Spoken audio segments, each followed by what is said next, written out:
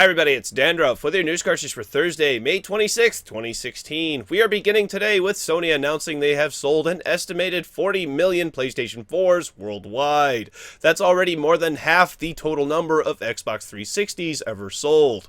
I can't believe these next words are coming out of my mouth, but future Halo games are going to be on PC. This is all due to Project Helix, something we're going to talk a little bit more about later. Moving on to Overwatch, some players are noting that the game feels less responsive than other shooters. This is due to the game's servers having 1/3 the tick rate as CSGO. To learn more about tick rates, please see the description down below for a link, as well as links for sources for all of today's stories.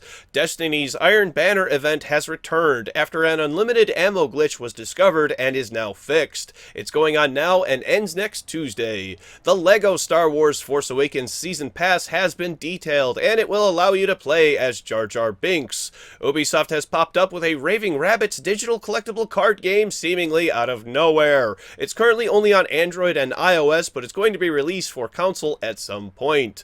And the new Ninja Turtles game by Platinum is not seeing a good response, mainly because the game is locked to 30 FPS. Speaking of not doing well, get ready for the new face of Mega Man.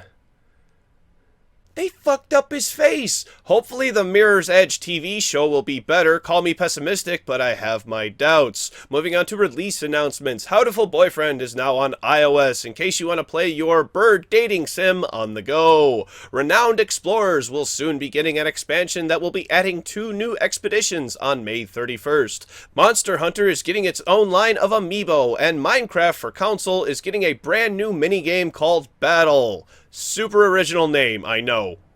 One of 2 big games I was looking forward to in 2016 has been delayed, and it's not Overwatch because that's already out. Find out how much my dreams have been crushed today on News Cartridge.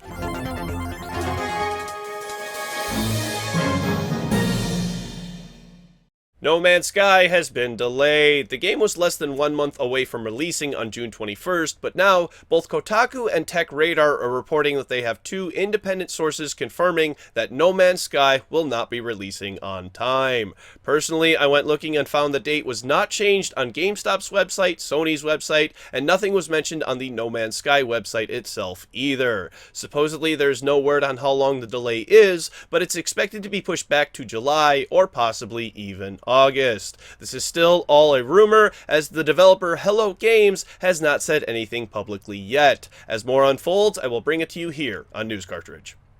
So this next one is getting really interesting. The Stellaris mod that was removed from the Steam Workshop has been re-uploaded by the original creator, Lord Zell. Zell claims that Paradox Interactive told the media conflicting stories about why the mod was removed and never actually contacted him before or after pulling it from the Steam Workshop. Paradox has given him 3 rules that he must follow. He can't mention a certain non-offensive commonly used word, which I'm having trouble figuring out what that word is. I think it's white, but let me know in the comments section down below. He can't link to his YouTube channel, which he claims Paradox has now slandered, and no comments that will be considered remotely offensive will remain on the discussion page. He says this is now an experiment to see how far Paradox will lie about banning his mod. He is going to follow all of the rules to see if it still gets him banned, and if it does get taken down, then there is something else at play here, and Paradox themselves will have something to explain. Let me know if you play Stellaris and what you think about this mod getting restored. In the quick spot today is a trailer for a new Tom Clancy game. Ghost Recon Wildlands is an open-world game taking place in what looks like a post-apocalyptic future set in the lower west of the United States. The landscape seems to be huge, varying from a full lush forest to a hard and bitter wasteland. It looks absolutely gorgeous, as you would expect from a Tom Clancy game. Play it by yourself or with up to 3 of your friends with online play. No release date has yet been given. Finally, more console upgrade talk, but today we got one of my favorite things. Numbers. After the specs of the PlayStation Neo or PS4K were revealed, it's able to be calculated that Sony is reaching for a performance level of around 4.14 teraflops, which stands for floating point operations per second. Basically, it's how many instructions a computer is able to do in a given period of time.